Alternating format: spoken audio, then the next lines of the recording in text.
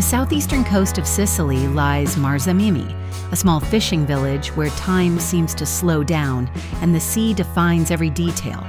From above, Marzamemi reveals a perfect harmony of colors: warm stone, blue water, and open sky blending into a timeless Mediterranean scene. At the heart of the village stands the historic Tonnara di Marzamemi, once one of the most important tuna fisheries in Sicily. Its buildings, arranged around a large square facing the sea, tell the story of a life deeply connected to fishing and tradition.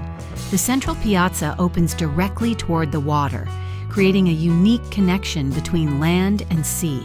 Here, boats, reflections, and daily life become part of the same landscape. Walking through Marzamemi means moving between narrow streets, small courtyards, and open spaces filled with light, where every corner feels intimate and authentic.